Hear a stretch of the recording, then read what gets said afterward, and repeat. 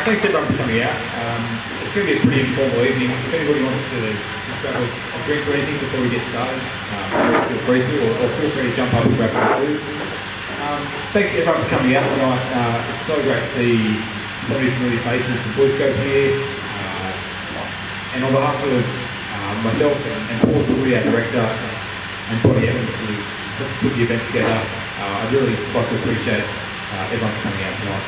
So tonight, it's an event that's been put together in partnership with SMIC, the Southern Manufacturing Innovation Group, which is part of the Advantage SME program through UOW, which is our in-house matchmaker service for SME outreach, particularly within the Wollongong region. They play a really important role, and there's been some really great case studies which have already come out of their engagement with the local industry. So if you're interested in learning more about them, I think there's some handouts around, and if not, just Google Advantage SME, I'm sure it'll come up. And it's a really great way to, particularly for companies which necessarily haven't been exposed to innovation within the university context, it's a great program to be involved with. So tonight, it's a great opportunity for us to gain some more exposure about the great work that's been going on within the current research hub. To give a bit of background, the ARC Steel Research Hub, we've been in operation since 2014. It's a government initiative specifically designed to bring together industry and academic researchers to realise academic outputs which weren't independently realisable, and to make sure that those industries are equipped with the knowledge and the expertise to overcome the issues that they face. And I think from looking around and the level of engagement that the hub's been able to generate, I think it's proven to be a really strong success. And I think it's proven to be a mechanism which I think will hopefully continue on for a long time. BlueScope and UOW has had a strong history of collaboration, and with the hub as the current form that that's taking, I think it's really proven to be a great initiative. So just to give some brief figures, it's valued at about $13 million over 5 years. We'll be in operation until 2019. We partner with a number of universities, Swinburne, University of Queensland, Monash, RMIT, I think that's all of them off the top of my head. And some great industry partners, BlueScope, Liberty One Steel, formerly Arium, Cox Architects, Bisalloy locally, and Stockland's the developer. So again, I'd like to thank you all for coming out. I'll introduce our speakers quickly. So Dr. Emma Heffernan, Emma's looking at one of our projects which is based on the intensity of steel in mid-rise apartments. And I think it really represents an initiative that really has the potential to really disrupt the Australian construction market. And Dan Yang is one of our PhD candidates. And I think all of the projects are very different, and I think Dan's project really represents, I think within the steel industry, and particularly from a government funding perspective, I think advanced manufacturing is often not really the term that's applied to steel when we're applying for government support. But I think the level of scientific endeavour that's occurring in the steel industry, as represented by projects such as Dan's, it's a really strong indication of the level of advanced manufacturing that's occurring. And Dr. Andrew Johnstone will be talking about the coatings process and overcoming a problem which has been ongoing for a long time in terms of surface defects. And I think it's a good example of what can be achieved when collaborating between the academics and industry can work together on a problem which has been around for a long time, but applying new expertise and new approaches to it and new technologies to overcome those problems. So I think the plan for tonight is to run through the speeches. We'll hold all the questions till the end, and then we'll get all the speakers. Everyone can stay up here till the end if that's okay, and then we'll run through some questions at the end. So that's enough from me, and I'll pass over to Emma to get us started.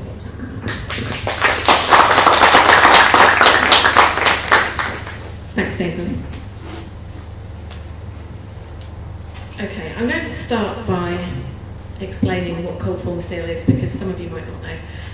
So cold form steel is a construction material that is formed from cold rolled, metallic coated strip steel. And the strips are cut into thin strips to run through the roll forming machine, and typically to form C-sections.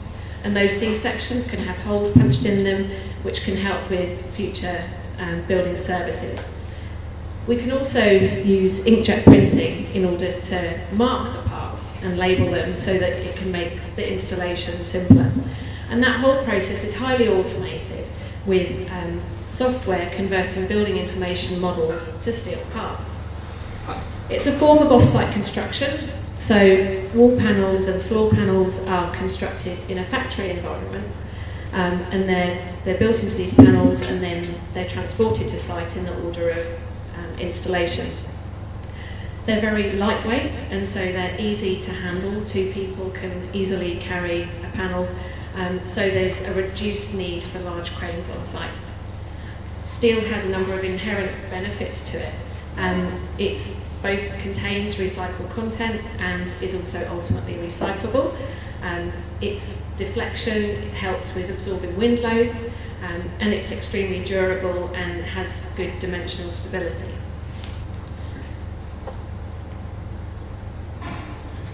So why are we focusing on apartments? Well, in Australia, there's been a more recent trend for apartments over individual houses. So the graph on this chart shows the proportion of apartments as a proportion of the whole number of development approvals.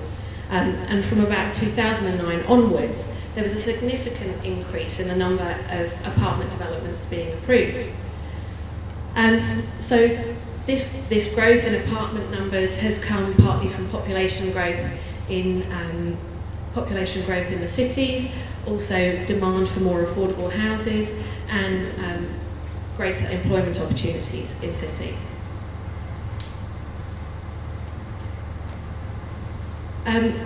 But within the Australian regulations at the moment, there's no simple regulatory route to delivering apartments with steel. And so the construction supply chain is currently very strongly dominated by reinforced concrete. And that concrete supply chain it doesn't foster innovation.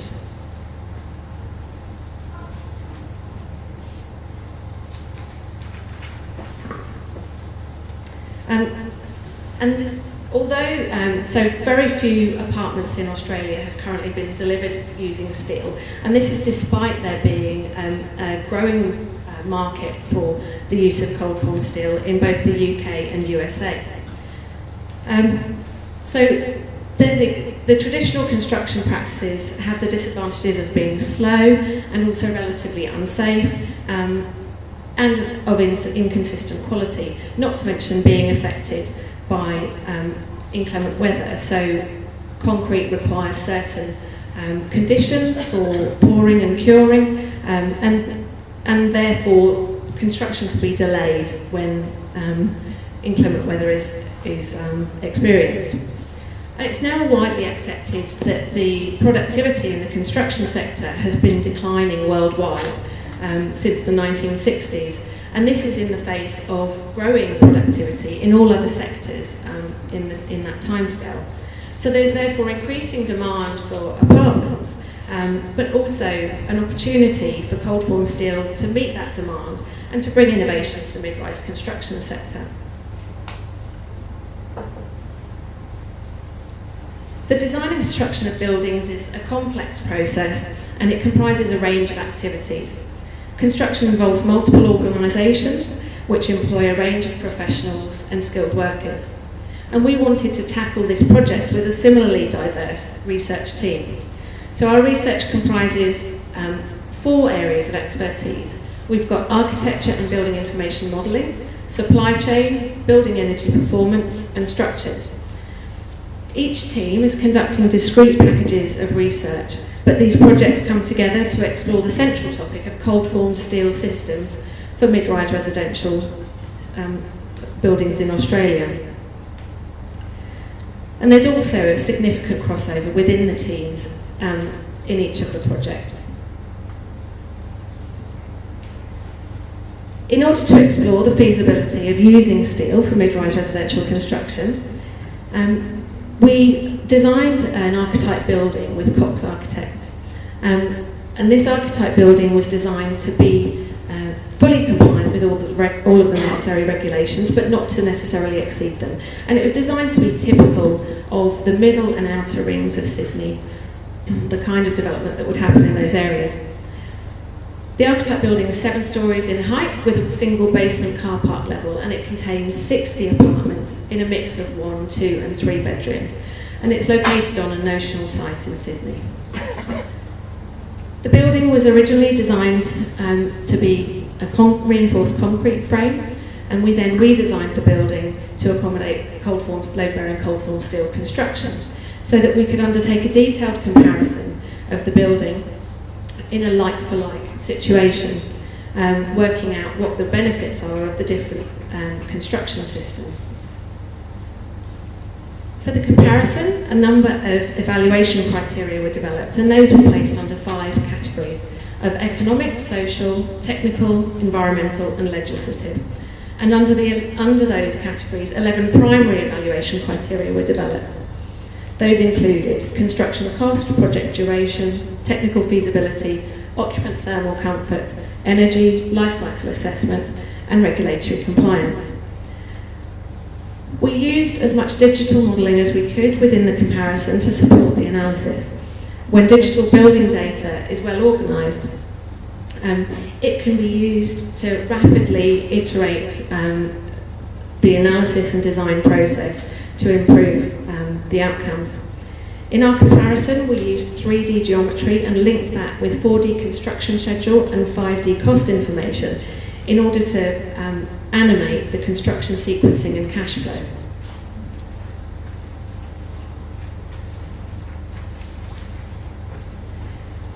From the comparison, we found that steel offered reductions in both cost of structure and overall construction costs, but there were other linked benefits to this.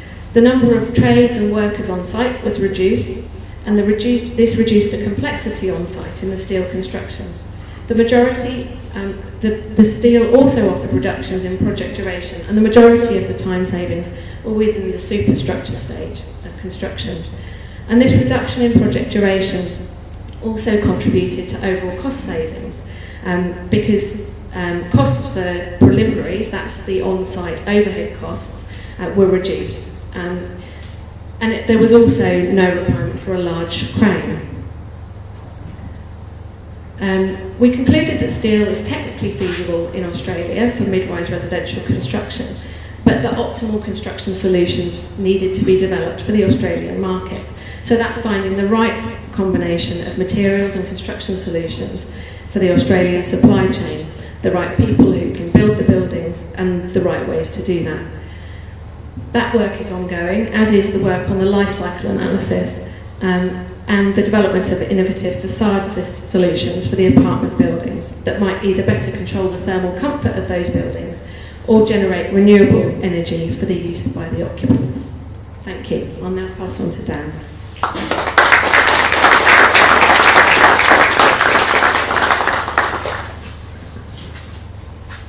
Okay. Hi everyone, my name is Dan, a PhD student through the Steel Research Hub.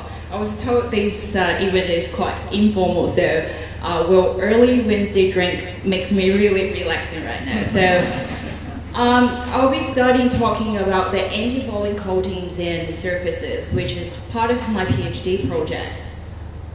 So by looking at that, you might find it's quite common. You see it everywhere, in Australia or outside Australia. So what you can say is microbial infestations. The little creatures like lichens or fungi, they would just grow on top of your building materials. It's not only about the steel surface, it could be concrete, wood, or even plastic. So once we got favorable environment, like temperatures, nutritions, or moistures, they will just happily grow it everywhere. So before I offer the solutions, firstly I want to let you guys have a look of that areas. So you might notice that the runoff from the metal vent actually inhibit the growth of the lichens. So the reason is because of the metal ions can actually kill some of the microbes to keep the surface clean. And well, that's actually one of the solutions to deal with microbial infections, infestations. So people incorporate the biocides like metal ions into their surface coating. So by slowly releasing the compounds to the environment, they kill the microbes and keep the surface clean. But by saying that, you might say, well, it's probably not the best options because it's not sustainable because the compounds is slowly losing. And by the time it's increasing, the effect will be dropping. So our solution would be offer anti-fouling coatings through the hydrophilic surface. How it works, so the hydrophilic surface will be highly strongly bound to the water molecule to build up natural barriers to repel the microbes from the surface.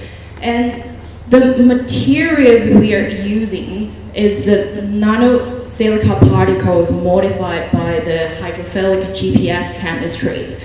So the particle itself is commercially available and is quite cheap and can easily be incorporated to the existing coating process. And our research group actually firstly discovered the anti-fouling performances of these particles. And but in that case, we know it's because of the water layers associated on top of the coatings, but we still can't tell what exactly is happening within the coatings. So luckily, through the collaboration with the research group in Japan, we can actually visualize the water structure and feel the forces generated by the water molecules on top of those single nanoparticles. So we use a quite fine tape to scan across above single silicon nanoparticles and build up the 3D force map above it. So the two model materials we're using is one is N-modified silicon nanoparticles, and on the left side is the GPS special chemistry modified surface. So you can already see the quite different structures. And what I want to tell you is the lighter the color, the stronger the force the tip can feel, like the hydration layer will be generating. And to give you more details, cut off the 3D structure and extract the 2D cross sections. For the N-modified surface, you can say the water layers or the lighter color structures is zigzag profile, and it's discrete. But for the other GPS modified surface, you find it's continuous structure and extending a much longer distance. So in that case, we extract the force curve to say more details, to say what's going on there. For the N-modified surface, the force curve at that point through the red dashed line is oscillation profiles. So if you measure the width of the oscillation profiles, it's actually the size of the single water molecules, which is around 0.2 to 0.4 nanometers. And we are actually displacing the single water molecules. And on the other hand, for the GPS modified surface, the profile is monotonic increase. It means it's generating a quite strong repulsion force on the surface. So to understand what exactly going on here, we collaborated with another research group in Melbourne, RMIT.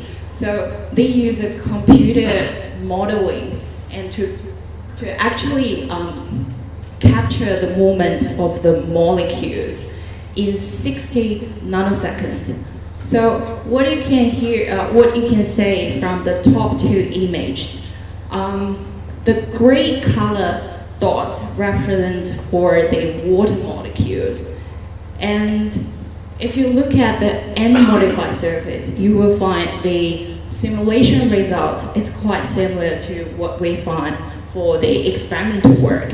It's zigzag profiles for the water molecules.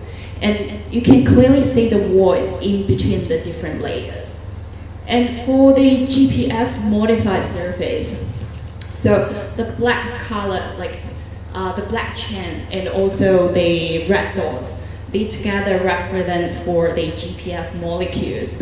What you can say is the GPS molecules is sweeping around on the silica surface and combining with the water molecules. They work together to build a really, really strong defense wall so they can repel the microbes from the surface. And now we know the detailed structures of those water layers. We might be wondering how would the biological interaction would be. So here we choose the model microbes, the fungal spore. So it's a common microbes you can find on the building materials on the outside wall or roof. So I'll explain how they start the colonization on the new surface. So the spore is a baby of the fungi. So the spore will be sent to a new surface. And once they step on, they find, well, it's a nice place, I want to grow. Then they start to grow the hyphae. The hyphae will be strongly bound onto the surface, and then they would generate the next generation, the other spore. So really, if we can prevent the adhesion of fungal spore, prevent them to attach to the surface, we would stop all the sort of microbial infestations at the first place. So for this part of work, we directly measure the interaction between single fungal spore and all these surfaces. The column represents for the adhesion event probability. That means how often you would observe the adhesion once you put the single spore onto the surface. And the line would represent for how much the force you need, it requires to detach the fungal spore from the surface. So interestingly, we found that with the GPS, the special chemistry on top of the nanoparticles, we actually not only prevent the probabilities of the adhesion event, but also sort of reduce the adhesion force it would happen in between the fungal spore and the surface.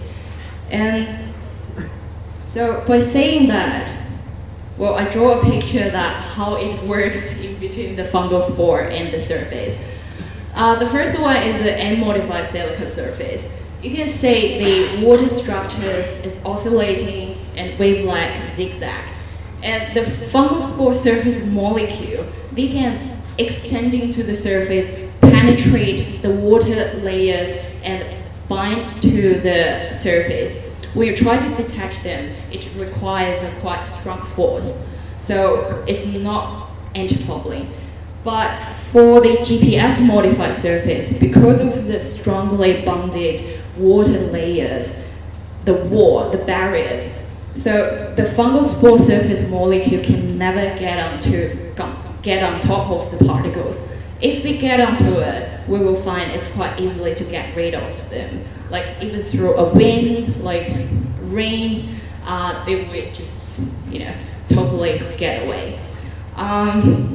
So that's how our coatings is anti-fouling and how it would interact with the fungal spores. And so thanks everyone for coming. I'll be hand over the microphone to Andrew.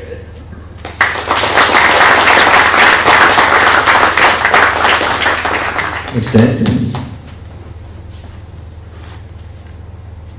Okay, as Nathan mentioned in the introduction, I'm Andrew Johnstone. I'm a research fellow at the University of Wollongong. and I'm part of the C23 group in the Steel Research Hub, and we're investigating the fluid dynamic link between coating surface geometry on metallic coating lines and the air jets which are used to wipe this coating down so to control its thickness on the production lines. So, unfortunately, on the first slide, on the right I had a video I wanted to show you, but through technical difficulties of my own creation I'm unable to run this. But I wanted to show it to you to give you some appreciation of, for those of you who may not have seen it, the scale of these lines. So, to start off with, this banner behind me is about the width of the strip. In these buildings, this whole line on the left, which I'll describe in a bit more detail in a moment, takes up probably a couple of rugby pitches long to walk the whole length of it. Floor to ceiling, that's excluding some of the basement drop in the line, it would be 5 to 10 times this roof. At a guess, it's big. The speed that the production line produces about 10 kilometres an hour of this coating material, so it's running at 3 metres per second along the line. So if you ever get the chance to go to the plant on a tour one day, it's certainly an adventure just to get an appreciation of the significant investment this represents and just what human beings are. It's just a good example of what human beings can produce when we work together. So apologies, I can't show you that, but a little walk through what the line is. So we've got a steel strip which is in its cold roll state, so it's been taken from the raw product down to a thin rolled product. And at this point it's got lubricant oil on it to protect it and to help it go through rolls and so on. Now that's brought into the line. One of the first things it does go through a preheater, continues along the line, over to here, and this is a very important phase where high temperature in the furnace reduces excess oils and other impurities that are on the line which we don't want on the steel strips that goes into this metallic coating bath, because there is an intermetallic reaction in the bath, and impurities, particles for example, oxides, they'll actually reduce the effectiveness of which the coating goes onto the steel strip. So it's a very critical area of the line. Now it proceeds out of that area to the region I want to talk about tonight, which is down in here. So the strip comes along, enters metallic coating bath. In this region here, the strip is now picking up coating. So it's a bit like, you imagine you get a dinner plate and dip it into the sink and you pull it out. You're taking some liquid out of that sink with you. And it's dragged out. It's what's called liquid drag out. So the steel strip does exactly that. It drags liquid out of this bath, and at this point it's actually about 1 millimetre thick, which is more than what we want on the product. So how do we go about controlling that? Well, what we do is we use pressurised air from air jets which cross the width of the strip. So like I said with this here, if you imagine this is the strip coming out of the bath, the air jets are actually a slot, about 1 millimetre across the whole width.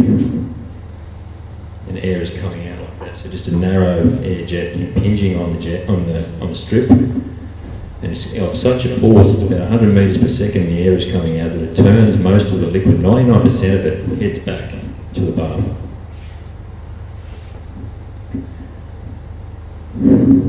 So in a bit more detail on the right here is just a schematic, not to scale in any way, but just to give you a sense of the particular region we're talking about tonight.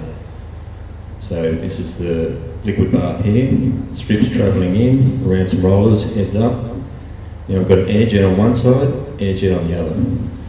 Now they create a pressure zone, turning around most of the liquid, which heads back to the bath. So we tune the final thickness of this coating by controlling things like the pressure of the jet, the distance it is from the strip, the speed of the strip as well. So there's a whole range of variables that underpin this process, which we have to control.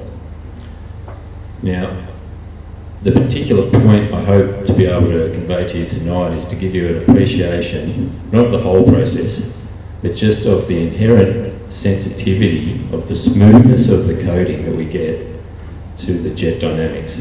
So the jet flow is not perfect and smooth. For example, if you have your tap on at home very slowly, it comes out pretty neat and tidy. And you get your garden hose, and you see after a short distance from the exit of the hose tip, it's all messy and scattered. So the edge on the line is much more like the garden hose. It's unstable and it's oscillating around. And I've got an animation which I'll show in one of the later slides, which I hope gives you a sense of that. So our particular focus in our group really, at the core of it, is trying to get that link between the jet dynamics and the coating that we get produced, really sort it out, to understand it, and by understanding it to actually be able to get to the point where we can make a smoother coating by controlling the jet. Okay, so just a little bit about the cross-section of the coating that we get on the line. So on the left here, the bottom part is the steel strip, so what we call the substrate. And what you see here, this matrix, this is the coating layer after it's been through the jet. So it's about 10 to 20 microns thick. So if this steel strip at a millimetre was continued, it'd go 100 times the scale of that. It'd go way off the screen, and that'd be 1 millimetre. So to put it in another perspective, I looked it up today, but the thickness of a human hair on average is about 75 microns. So that's about 1/5 to 1/6 the thickness of a human hair. So it's just remarkable to me. When I first started working on this, I couldn't believe that that's actually the thickness was produced and controlled without appreciable holes or anything in it. So it's a very mature technology in that regard. But nonetheless, what we do see is, you look carefully along here, this is the surface of the metallic protective coating, so to protect the steel from rust, basically, protect it from the environment. And it's not perfectly smooth. Now, the volume flow rate of fluid that we have to put onto the line to protect it is governed by a threshold thickness for the quality. So for example, we need 10 microns thick minimum. If we've got waves, I'm sure you can appreciate that the trough is the critical thickness. That can't be less than the minimum, the 10 microns for example. So then if we've got ridges, we've got excess coating, which we don't need. So there's an environmental, financial, surface appearance, driving motivation behind what we're trying to do to get a smoother product. Okay, so that's an actual sample of the real product. Just to give you a sense of what we can do at the plant, there is a test laboratory. And in that laboratory, it's probably in a room as high as this ceiling, there's what they call the lab dipper. So it's a laboratory reproduction of what happens on the line.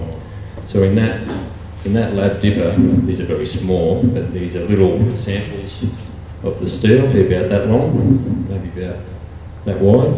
They get dipped into a little pot of the hot liquid and then pulled out past smaller air jets. But it's a reproduction of the line process.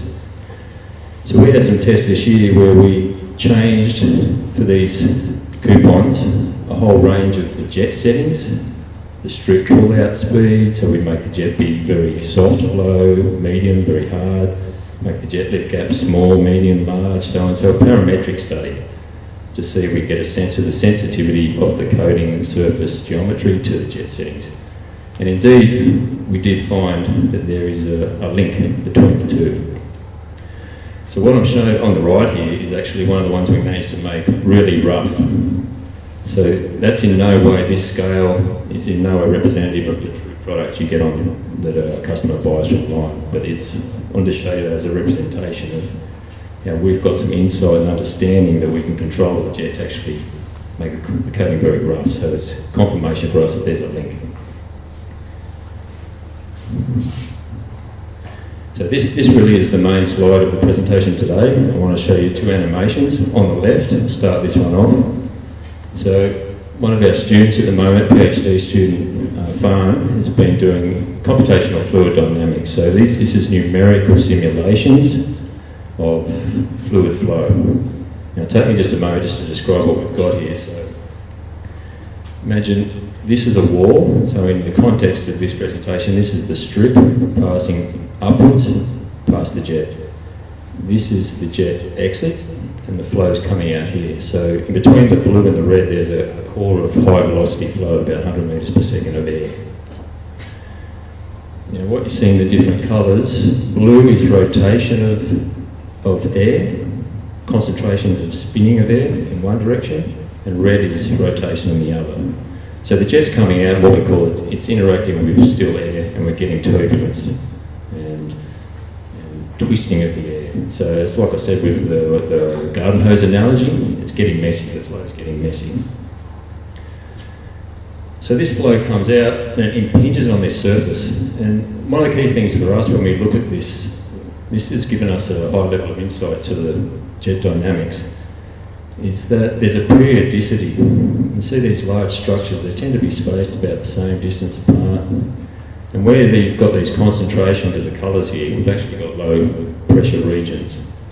So we're getting, if you're the wall, so you put your hand there, if you could, you'd feel this fluttering, it'd be pressure on instability. It wouldn't just be this constant push on your hand, it'd be on and off, on and off. So you can, what we've got here is this black line is showing the pressure at the wall. Okay, so this is what does most of the wiping. So that pressure field is high pressure and it's getting lower. That's what does most of the wiping, removing the excess coating off to get us our final thickness. And it's not stable. Ideally that'd be perfectly smooth, but it's not. And why? And it's because of these perturbations. Now, mathematically speaking, for anyone who maybe got a mathematic interest, we could reproduce this pressure at the wall by just summing a whole heap of different frequency terms together. So we'd have a lower frequency, a next frequency, higher frequency of different amplitudes. So for the non-technically minded, maybe that's a little bit of an aside, but if you're mathematically based, you'll get an appreciation of how that works. So our thought was, well, we've got a whole range of different frequencies of perturbations in the jet. So let's just take a sample frequency, take one, and now model this in a numerical model which gives us the coding profile solution for a particular frequency acting on it. So on the right, we have a numerical model. Now again, this direction is the strip wall travelling upwards. The first two little sections, these are both the coding profile produced, just on different scales. So this is 0 to 0.2, 0 to 1, non-dimensionally speaking. Okay, so that's a fraction of the drag out thickness out of the bath. And what we've done over here is just have a vertical oscillation. This blue line represents this pressure line. A very simplified model. It's happening at a given amplitude, given frequency. So it allows us to get a sense of how sensitive is this coding, geometry of the surface, to a particular frequency. So we can run this at one frequency, have a look at the results and the amplitude of the ripples, now do another frequency, look at the result we get. So it's kind of like breaking this real flow down into all these little sub-frequencies and testing the sensitivity of the coding to them. So the interesting thing, what we found is that we appear to have a frequency overlap. So by that I mean the coding itself is sensitive to, say, this kind of low frequency to maybe some intermediate one, but the characteristic frequencies of the jet would be from, say, here to far below. So we have this overlap. And this is what's giving us our small variation in the coding surface. So ideally, if we could take that oscillation frequencies that we see characteristic of the jet, eliminate them, we've got a very nice wiping jet for the line. So that's where we're up to at this point in time. So just to wrap up, summarise, the coding we've got at the moment, it's consistent in its thickness to an extent where the surface ripples that we get on the line are not problematic for producing a product which can be sold to the market. However, like I mentioned in the early part of the presentation, there is a minimum thickness requirement, and we do have a small degree of perturbation. So we're seeing at this point in time, if we can tune the jet, control it in a way which makes its behaviour in its frequency spectrum aside from what the coating is sensitive to, we've got a much better outcome. So from a financial and environmental perspective, these are gains because we need less energy and less material to go onto the line to produce the final product. So unfortunately, I couldn't show you that video, but if you are interested to see it after, come and see me by all means, and I can direct you to where to find it. But you could do a search online for, say, metallic coating lines, videos, and you'll find some interesting footage of it. Okay, so thank you very much. I should say Nathan's coming back up to...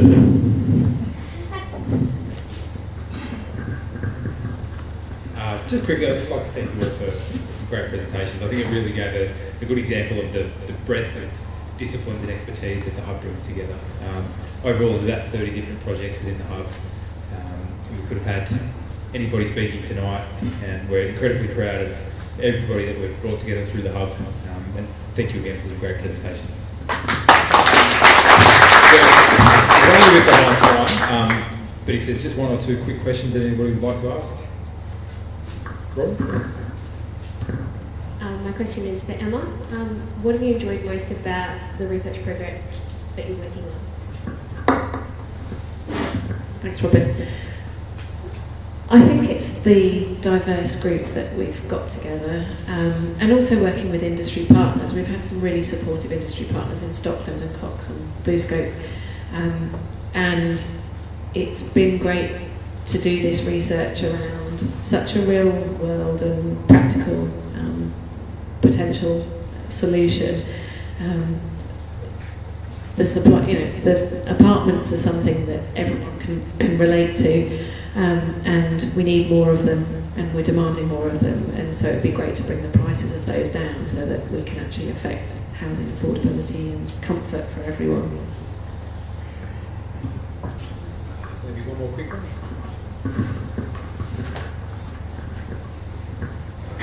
Just a question for Dan Yang about your coatings. I was wondering how resistant are they to impact damage by, say, hail or branches, that kind of thing, and are they self-repairable?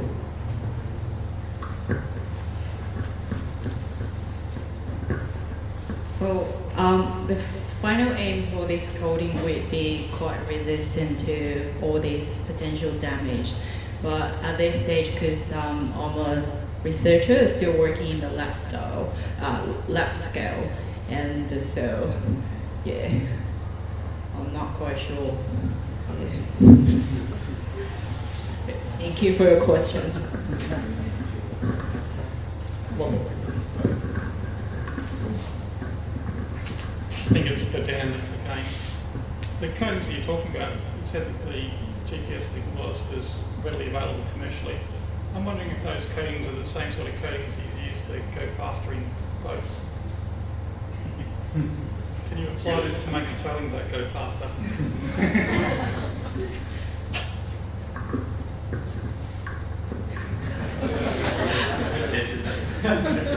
Well, it's quite an interesting project. Well, we can talk it later, and I can probably provide more information. Yeah, but thank you.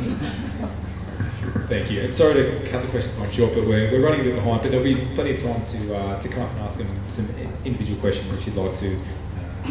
But please feel free to grab some more food or grab some more drinks. And just another round of applause for our presentation.